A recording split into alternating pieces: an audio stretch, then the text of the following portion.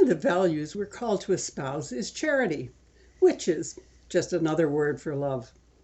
Normally, when we think of charity, we think of opening our wallets or writing a check or tossing a few coins in the cup of the chap sitting outside the LCBO. It's how we support causes, favorite charities, and our churches. All admirable ways to express our care and concern for others. As the Apostle James wrote, "What good is it if you say you have faith, but do not have works?" Exactly. Actions speak louder than words. To wear a cross around your neck, observe fasting days, and be known by your church attendance may inspire another to explore your faith. But it's by the example you set, living a life inspired by that faith, that gives meaning to your beliefs and invites others to join that path. Particularly in these times of inflation and as we emerge from the ravages of COVID, many are not in a position to write those checks or open their wallets. But that's no reason not to do good and charitable and loving works. One of the greatest ways that we can engage in charity is through volunteerism. And there are so many ways we can give of our time. Time that would have been squandered on repeats of CSI or twittering or window shopping. Instead, I guarantee you there is a volunteering role that exactly fits your talents and interests. Recently, the mayor of New York invited his citizens to think about how much of a change in the life of their city they could make if they gave an hour a week or an hour a day to others. Think about it. There are roughly 3 million people living in Toronto. If we eliminated those too young and those too ill, we would still have well over 2 million people. Now, if each of them contributed just 1 hour a week, that would be 2 million hours a week, or 100 million hours every year. Imagine what good could be done with a team like that, working in so many different ways to make such a difference. Some would be on helplines, rescuing people from suicide and despair. Others would be tutoring failing students and turning them into successes.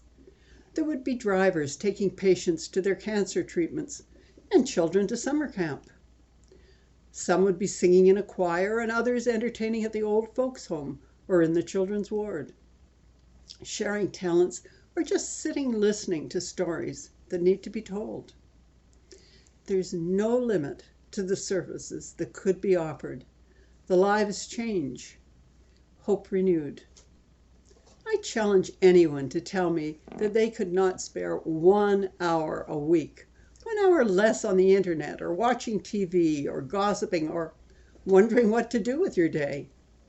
And if we upped that to an hour a day, 5 days a week, that would be 10 million hours a week. That's equal to a workforce of 250,000 people working full-time to make Toronto a safer, finer, and better place for everyone who lives here.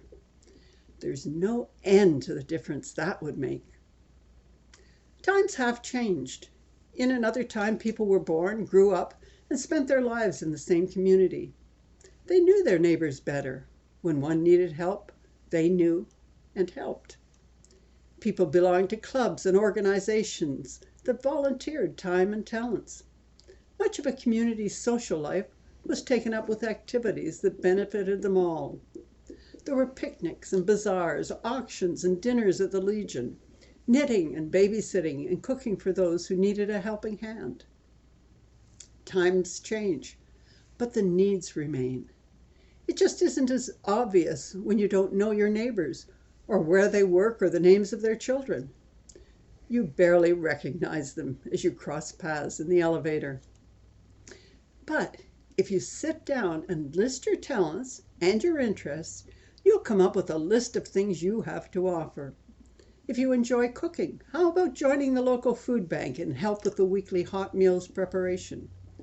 Or bake up fruit cakes and goodies for the church's annual Christmas bazaar? Do you play the guitar or bridge? Do you know another language? Can you paint, whether on an easel or all over the wall? How about bookkeeping? Are you an outdoors type? camping and swimming and all that stuff? Are you persuasive on the phone or happy just listening? Is shopping your thing, or coaching a team, or is it nursing a sick animal back to health? There's a need for every talent, every interest, every loving heart. So forget the excuses of why you can't do anything, you have no talent, you have no time. Ha! Just look around and find the niche that is waiting for you to fit right in. If you can't figure out where you belong, give me a call. I'd love to help you explore all that you have on offer. Sure, we won't get all those millions of hours and days filled right away, but you can lead by example. Like love, giving is contagious, and others will follow in your footprints. May the Creator inspire you to discover what you can do and give with the gifts He provided. And may the Spirit give you the wisdom to grasp the opportunity. So may it be. Amen. Too often life becomes humdrum and routine. Volunteerism opens the doors to go through to adventures and new people that chase boredom away. And what better time to take advantage of the talents you wanted to explore, but never did?